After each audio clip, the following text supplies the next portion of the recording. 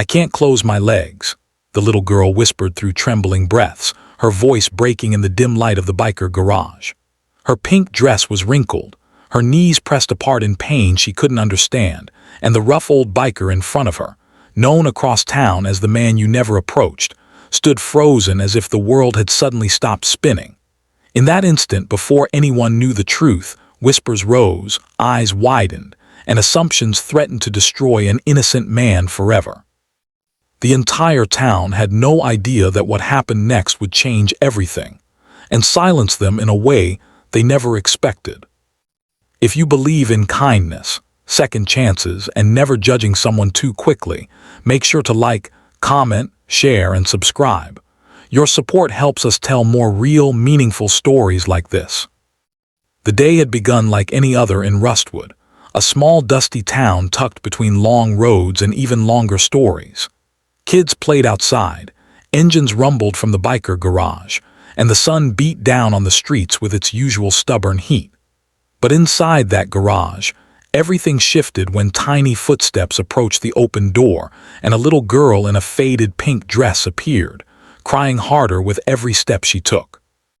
She was only 7, her hair messy, her cheeks stained with tears, and the usually fearsome biker named Grayson, broad shoulders, tattoos, long gray beard, felt his tough exterior crack. Nothing could have prepared him for the moment she climbed onto the wooden bench, clutching her legs, and whispered that haunting sentence that made the world stand still. His heart raced, palms sweating, confusion twisting inside him. He had seen fights, accidents, disasters, but nothing made him feel more helpless than this little girl's pain. He didn't know her name, didn't know where she came from, but he knew one thing instantly. This wasn't something a child should ever face alone. Trying not to scare her, he crouched in front of her, breath heavy, mind spinning. He wanted to help, but he also knew how the world judged men who looked like him, men with leather vests and intimidating faces. Yet, he couldn't look away. Within minutes, other bikers gathered. Their voices dropped, expressions darkened with concern, not suspicion.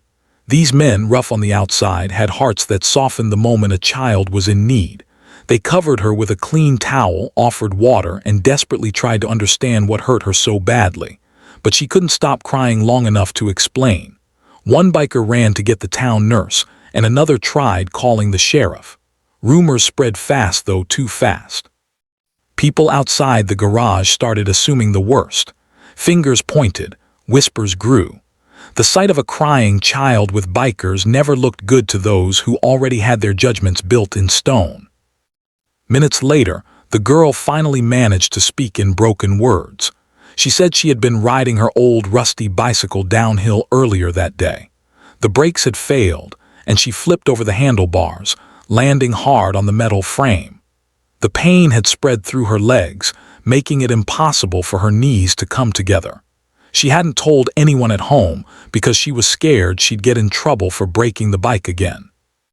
When she saw the biker garage open, she ran in because she believed bikers were strong enough to fix anything, even pain. In that moment, all the tension in the room changed. The bikers exhaled at once, understanding the innocence of the situation, yet their hearts still ached seeing how terrified she had been. Grayson lifted his hand and gently placed it on his head, overwhelmed with a mix of relief and guilt that such a simple truth had been mistaken for something monstrous. But outside, the crowd had already grown, gossip weaving into a dangerous storm. People didn't want truth, they wanted scandal. They demanded answers, demanded explanations, demanded justice for something that had never even happened. But everything stopped when the nurse arrived and examined the little girl right there on the bench. She confirmed what the girl had said. She had a severe inner bruise from the bicycle accident and needed immediate medical care. No foul play, no harm from anyone but fate and a broken bike. The nurse's voice carried through the open door, loud and clear, silencing every whisper, every accusation, every cruel assumption. The town went quiet, faces reddened in shame, eyes dropped to the ground. Suddenly, the same people who were ready to call the bikers monsters now watched in stunned silence as Grayson lifted the little girl gently in his arms, protecting her like she was his own. He carried her out to the nurse's truck, not caring who watched, not caring about the rumors, only caring about the child who trusted him when she had no one else. At the hospital, doctors assured her mother that she would recover soon. When the mother learned that the bikers, not the crowd, had helped her daughter, she broke into tears. She apologized over and over. Grayson didn't say a word. He wasn't the type to seek praise or forgiveness. He simply checked to make sure the girl was safe before turning to walk away. But the little girl reached out with her small hand and grabbed his vest. She whispered thank you, eyes full of honesty, trust, and something even deeper, respect. That simple gesture changed Grayson forever, and when the town heard the full truth, they felt the weight of their own assumptions crushing their pride. In the days that followed, people apologized to the bikers. Some brought food to the garage. Others offered help. The sheriff himself walked in and shook Grayson's hand, but none of that mattered as much as the friendship that grew between the little girl and the biker who saved her heart from fear. Sometimes she visited with cookies. Sometimes she sat on the bench telling him stories. And every time, Grayson reminded himself that kindness didn't need to be loud. Sometimes it was enough just to be there when someone needed you. If this story touched your heart, please like, comment, share, and subscribe. Your support helps more people hear stories that remind us of compassion and second chances. Before you go, tell us in the comments, what part of the story moved you the most?